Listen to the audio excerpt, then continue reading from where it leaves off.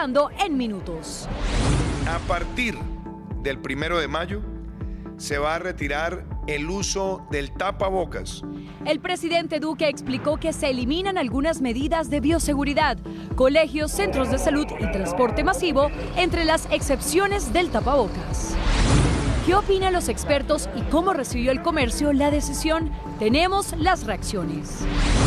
Hoy serán presentados ante un juez los supuestos asesinos de Miller Steven Falla, el joven que fue asesinado por robarle el celular.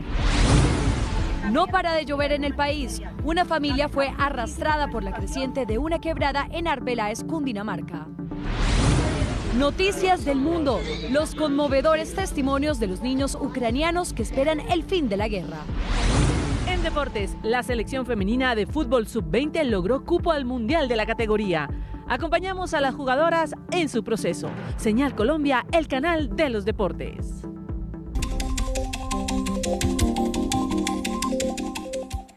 Esto es RTVC Noticias. Atención que desde el 1 de mayo se retirará el tapabocas en espacios cerrados. La emergencia sanitaria por el COVID-19 se extenderá por 2 meses más desde el 1 de mayo.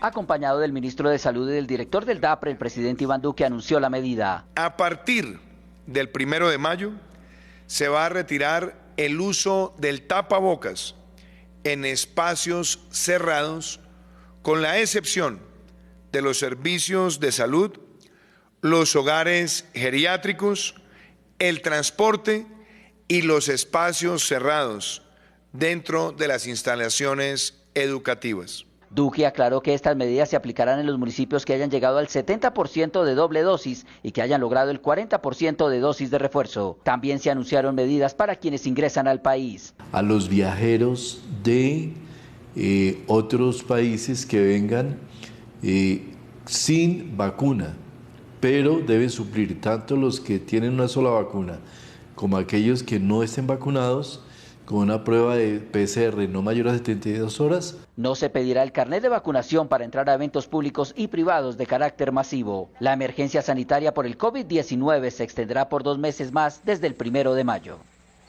Esperanza, eso sienten los comerciantes con el anuncio del presidente Iván Duque de eliminar algunas de las medidas de bioseguridad por el COVID-19. Aseguran que servirá a la reactivación económica.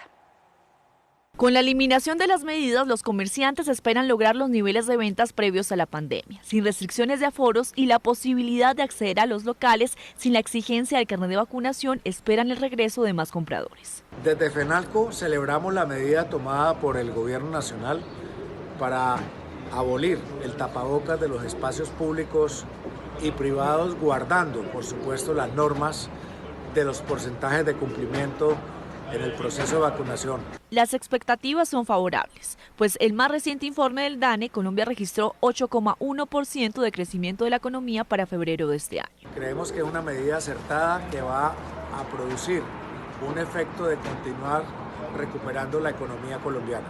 El mismo informe señala que comercio, transporte y servicios de comida son las actividades que más han contribuido al crecimiento económico este año. Por esa razón, para el gremio la decisión significa un respaldo a la generación de riqueza. Expertos aseguran que las bajas cifras de contagio por COVID-19 son razón suficiente para eliminar las medidas de bioseguridad. Otros consideran que deberían existir más espacios con excepciones, como los conciertos y los centros comerciales, entre otros.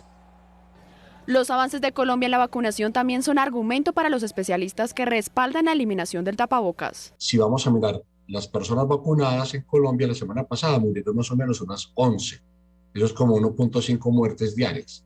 Eso es un valor pues suficiente como para tener mayor tranquilidad, especialmente a la población vacunada. El especialista, sin embargo, considera que en los colegios y universidades deberían retirarlo de igual manera. Los adultos sí les permiten irse a una discoteca, a rumbear, a gritar, a estar aglomerados. Y eso está bien, ni más faltaba, yo también lo quiero hacer.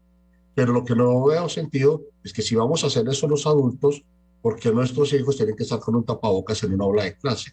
Para otros expertos, no es prudente porque hay municipios en los que aún no se ha superado el 70% de la población vacunada, lo cual sería riesgoso. Hay que considerar que en este momento hay una circulación de variante Omicron y de sublinaje BA2 en el mundo, con países con más de 30.000 casos nuevos, hoy como Corea del Sur. El Ministerio de Salud y expertos reiteran que se deben seguir cumpliendo los protocolos de bioseguridad para evitar propagación del COVID-19 y otras enfermedades respiratorias en medio de esta temporada de lluvias.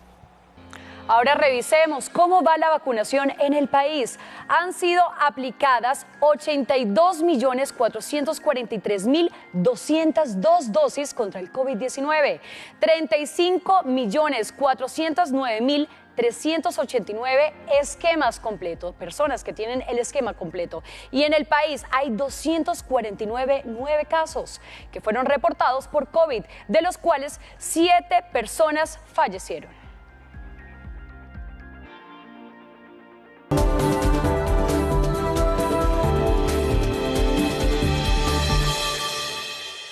Las emergencias por lluvias, deslizamientos e inundaciones siguen en todo el país. La más reciente emergencia sucedió en Arbeláez, Cundinamarca. La creciente súbita de una quebrada arrastró a 4 personas. Solo en este mes se han registrado 200 derrumbes que dejan más de 200 personas afectadas en el departamento.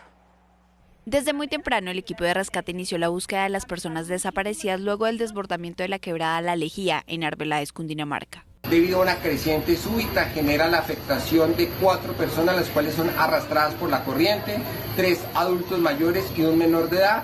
Las autoridades recomiendan evitar durante esta temporada la visita a afluentes. Esta es una época en la que no es conveniente, no se recomienda acercarse a bañarse en los ríos y en las quebradas de nuestro departamento. Estamos teniendo emergencias, muchas lluvias y crecientes súbitas en quebradas donde normalmente hay muy poca agua. Tenemos más de 15 afectaciones en el municipio y les pedimos por favor informen de cualquier situación que se llegue a presentar para que de manera inmediata podamos acudir. En Biotá siguen aumentando el número de viviendas evacuadas. En total son 170 familias damnificadas en todo el departamento, por lo que la gobernación anunció un subsidio económico para las víctimas. Y en otras regiones del país también hay varias emergencias como consecuencia de las crecientes súbitas y los derrumbes. Más noticias en el siguiente panorama informativo. Avanza la recuperación del jarillón del río Cauca en el sector La Torre, en el municipio de Palmira. Recordemos que hace 6 días el dique se fracturó e inundó cerca de 300 hectáreas de cultivos de caña de azúcar y de cilantro. También 10 familias resultaron afectadas que reciben asistencia humanitaria por parte de las autoridades del municipio. Entre tanto, en zona rural del municipio de Ginebra también se presentan emergencias como consecuencia de las precipitaciones. Caída de la banca y remoción en masa han dificultado el tránsito de los campesinos. Más de 9.000 hectáreas de cultivos inundados es el saldo de esta ola invernal en el departamento de Santander. El municipio de Sabana de Torres, Puerto Wilches, Barranca Bermeja y Lebrija son los municipios más afectados. Hay 8 municipios en todo el departamento que se encuentran a esta hora en alerta máxima. En el eje cafetero, las lluvias de las últimas horas dejaron 2 personas fallecidas. Esto ocurrió en la vía Manizales-Neira, cuando un árbol cayó sobre 2 personas que estaban esperando a que retiraran un derrumbe en esa vía.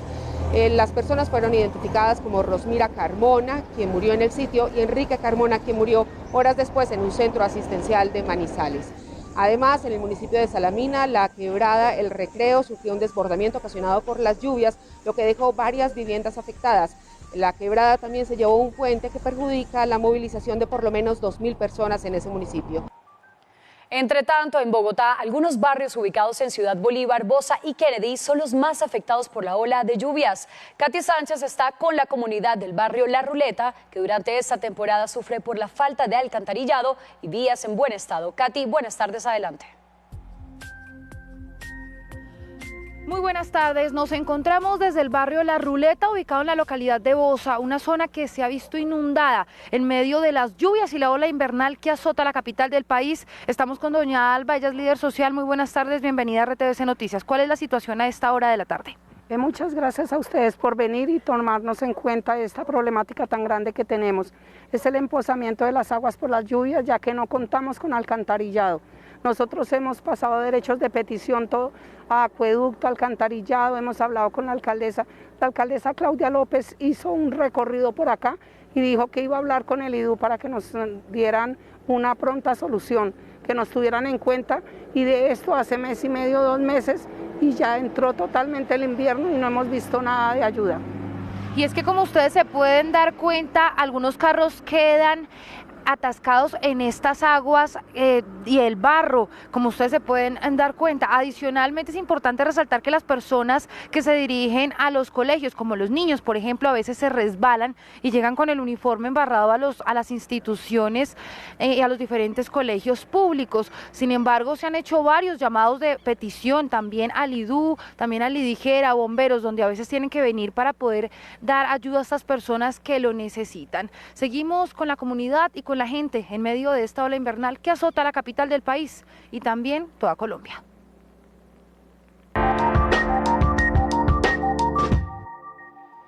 Un nuevo caso de una menor de edad atacada en medio de un robo golpea la capital del país. En esta ocasión, la víctima es una menor de edad que se negó a entregar su teléfono celular a una banda de delincuentes. También se conocieron avances en la investigación en el caso de Miller Falla, un joven futbolista que asesinaron por robarle el celular. Una mayor pena ejemplar, que sea una pena ejemplar, porque de nada sirven capturarlos y si les dan un poquito tiempo vuelven y salen y siguen haciendo el mismo daño a la sociedad. Entonces lo que sí pido es una pena ejemplar, que les caiga todo el peso de la ley.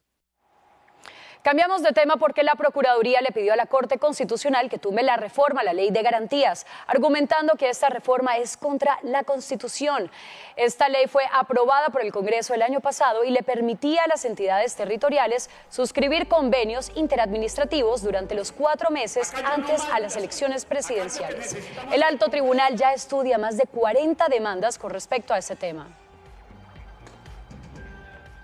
5 personas fueron asesinadas en una vivienda en Cartago, Valle del Cauca. Las autoridades ofrecieron una recompensa de 100 millones de pesos para esclarecer el hecho. Al término de un consejo de seguridad, las autoridades reportaron que hombres armados llegaron a una vivienda del barrio La Paz de Cartago y atacaron a quienes se encontraban en el lugar. Todos estos hechos los lamentamos y es las autoridades que a partir de estos consejos de seguridad con los equipos especializados están adelantando todo el tipo de actividad judicial. En el hecho, 5 personas murieron y 2 más resultaron heridas. Ambos son menores de edad. Se habla de una posible confrontación entre una división que existe entre los flacos. Dentro de esos hay que recordar también a alias El Zarco, que puede ser uno de los determinadores en este hecho. Las autoridades ofrecieron hasta 100 millones de pesos a quien ofrezca información que permita esclarecer lo ocurrido. En Cartago se adelantan acciones de control y registro para ubicar a los responsables del ataque armado. En las últimas horas, las autoridades confirmaron el secuestro del alcalde encargado de El Charco, Nariño. Al parecer es responsabilidad de miembros de un grupo armado ilegal que delinque en la zona. Betty Fajardo, periodista de la Radio Nacional de Colombia, nos amplía esta información. En el departamento de Nariño, en consternación frente al secuestro del alcalde del municipio del Charco. El gobernador de Nariño, John Rojas, ha solicitado a los secuestradores se respete la vida del mandatario. Pero recordemos que en estos municipios de la costa pacífica nariñense se han reportado, según las autoridades, más de 10 grupos armados ilegales. Quien presuntamente fue secuestrado por sujetos armados cuando se movilizaba en una embarcación desde el municipio de Guapi, en el departamento del Cauca, hasta el municipio del Charco, en el departamento de Nariño. De acuerdo con información de la Policía Nacional, el señor alcalde había desistido de la debida protección por parte de esa institución. Y en este momento hay un gran despliegue militar tanto en las fuerzas marítimas, fluviales y terrestres para dar con el paradero del mandatario. Radio Nacional de Colombia y RTVC Noticias conectados 24/7. Fue enviado a un internado un joven que fingió ser víctima de secuestro para pedirles dinero a sus padres. El hombre enviaba videos en los que simulaba ser víctima de varios maltratos. En horas de la mañana del 16 de abril, la madre de la supuesta víctima recibió la noticia de que su hijo había sido secuestrado a través de una llamada telefónica en la que le exigían pagar $1 millón para su liberación. Los presuntos delincuentes le hicieron llegar a la mujer varios videos en los que se aprecia a la presunta víctima recibiendo golpes y amenazas de sus captores. En medio de los operativos de rescate, las autoridades lograron comprobar que el hecho se trataba de un autosecuestro. Los investigadores establecieron que al parecer el supuesto supuesto secuestrado contactó al adulto y al menor de edad para fingir su retención y obtener dinero de sus padres. 2 adultos estaban involucrados en el autosecuestro. El juez dictó medida de aseguramiento en centro carcelario para ambos. El joven fue enviado a un internado en Medellín. Los presuntos delincuentes deberán responder por los delitos de tentativa de extorsión agravada y uso de menores para la comisión de delitos.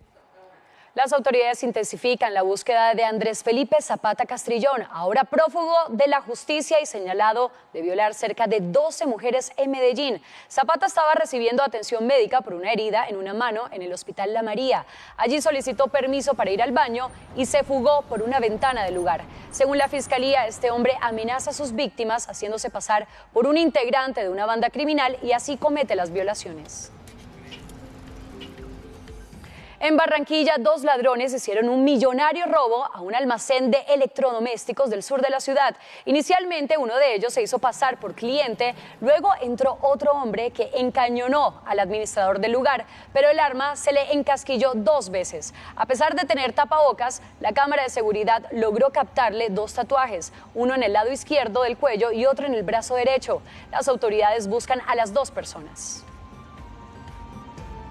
Como más graves y letales, calificaron las autoridades sanitarias las 2 variantes de dengue que fueron identificadas en Cartagena, Bolívar. El 60% de los afectados son menores de edad. Este es un informe de Jessica Valdés, periodista de la Radio Nacional de Colombia.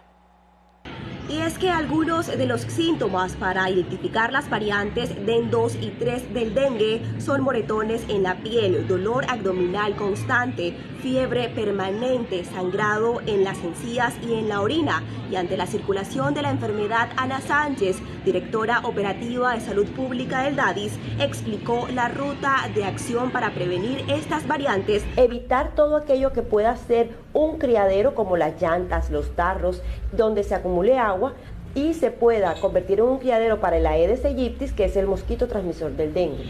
El DADIS recalcó que el personal de salud debe estar atento a identificar las variantes DEN 2 y 3 del dengue, puesto que inicialmente puede confundirse con una virosis. También es importante no automedicarse y ante cualquier síntoma acercarse al centro de salud. Radio Nacional de Colombia y RTVC Noticias, conectados 24/7.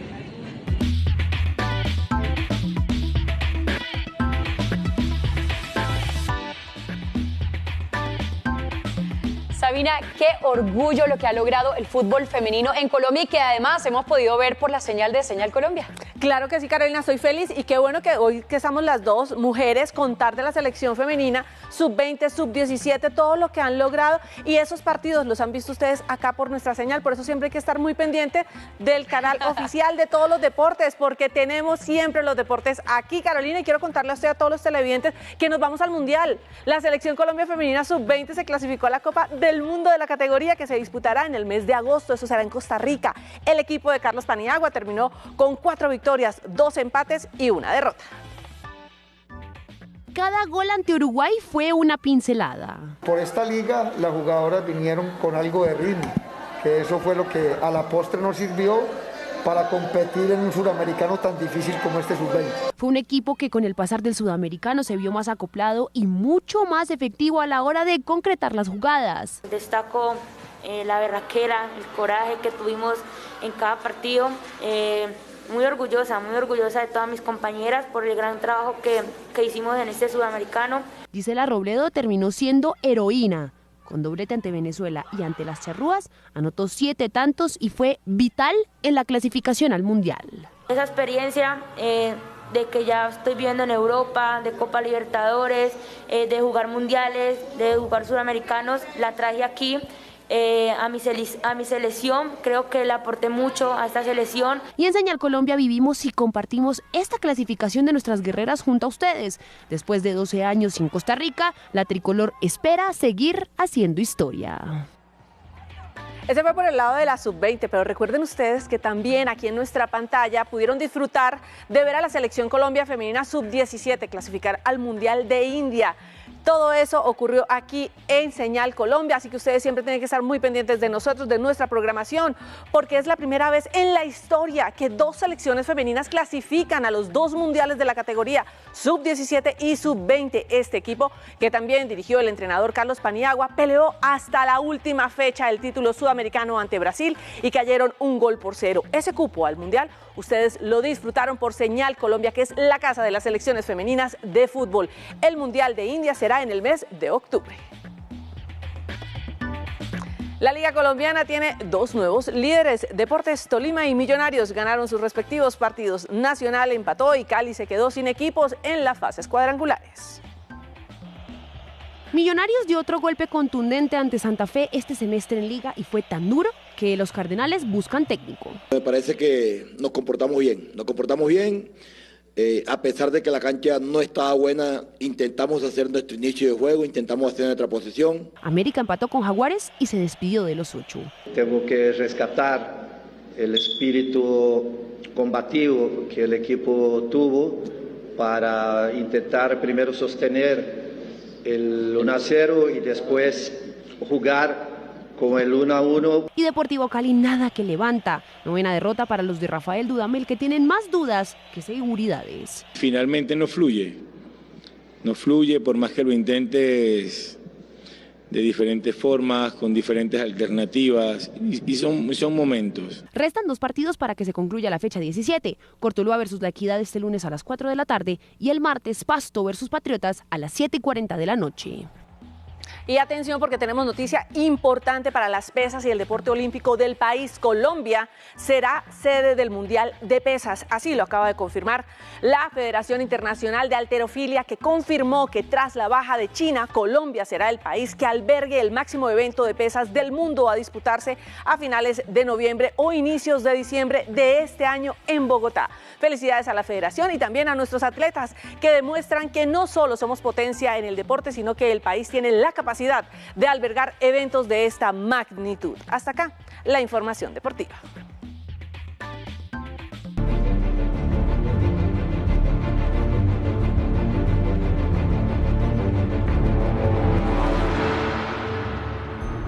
Iniciando el tercer mes de guerra en Ucrania, los intentos por evacuar civiles en Mariupol, la ciudad más atacada, siguen estancados, luego de que Moscú propuso un alto al fuego para que civiles abandonen la acería donde se refugian. Ucrania descartó la idea por falta de garantías de seguridad.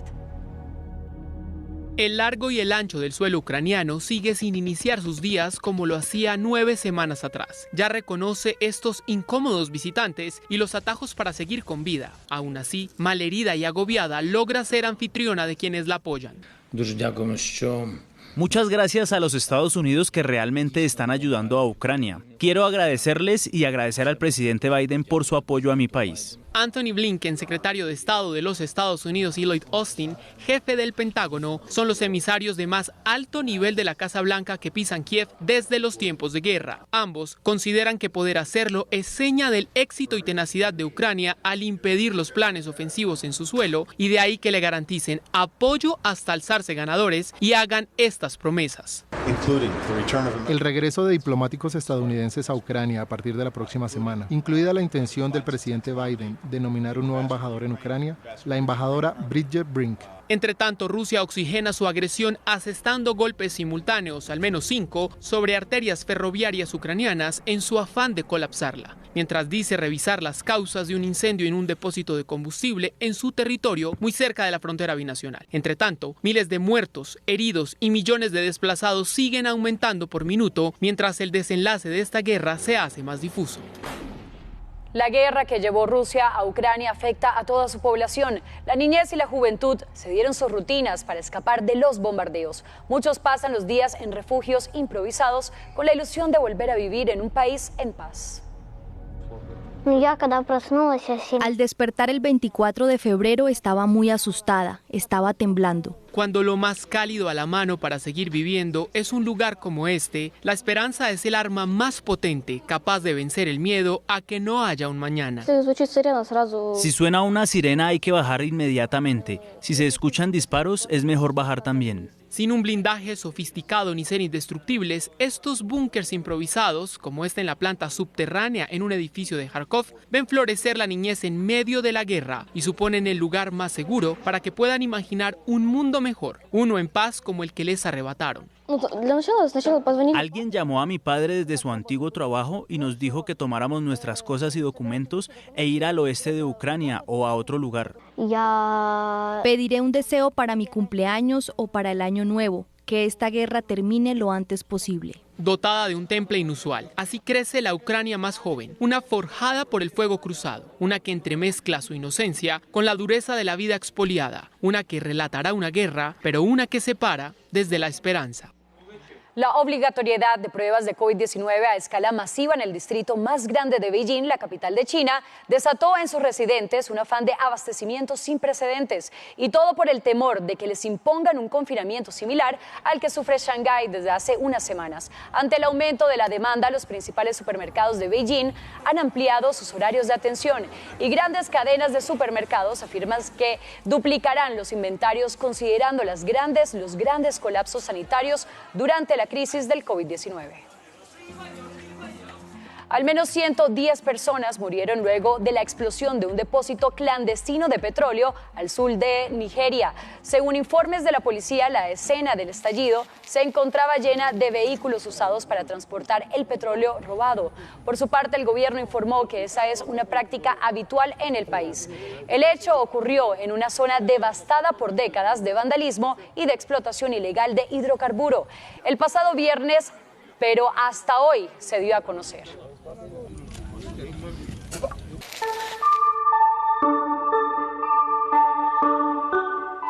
Y atentos ayudantes y obreros de construcción de municipios del Valle del Cauca, porque hay oportunidades laborales para ustedes. La Agencia Pública de Empleo del SENA tiene vacantes disponibles. ¿De qué se trata y cómo postularse? Aquí les contamos.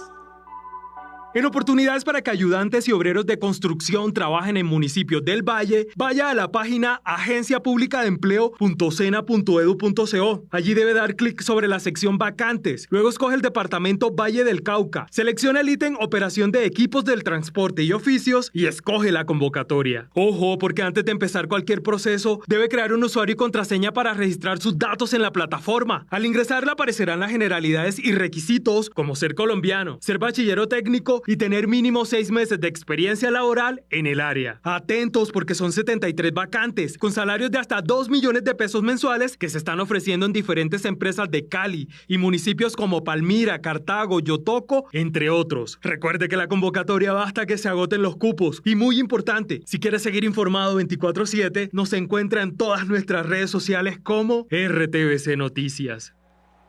Seguimiento en RTVC Noticias. A finales del año pasado registramos la denuncia sobre el robo de avisos informativos del SITP, ubicados en los paraderos. Esta situación terminó afectando a más de 1 millón de usuarios del sistema de transporte. Hoy la situación tiene una solución y las señales están siendo reemplazadas. En Bogotá, cerca de 1.700 avisos informativos del SITP han sido hurtados en los últimos meses. Por eso, para los usuarios, poder ubicar las rutas se había convertido en una tarea casi imposible.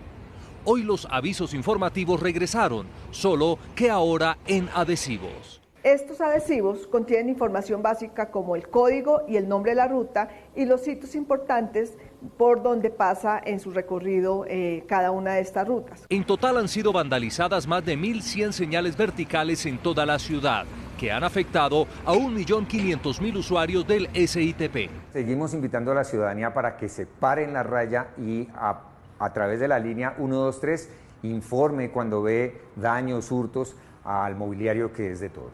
Según las autoridades, quien sea sorprendido dañando parte del inmobiliario del sistema de transporte masivo de Bogotá podrá recibir penas de hasta 10 años de prisión.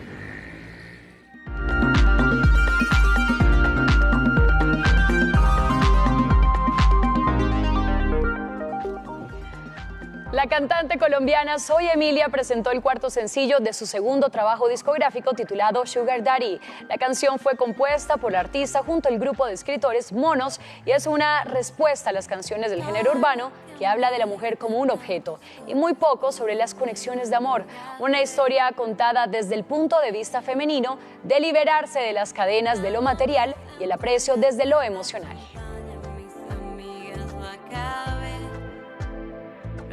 Y así termina RTVC Noticias del Mediodía. Recuerden que estamos conectados 24/7, también en www.rtvcnoticias.com. Y en nuestras redes sociales nos encuentran como en Twitter, Facebook, Instagram, YouTube y Telegram como RTVC Noticias. Feliz tarde.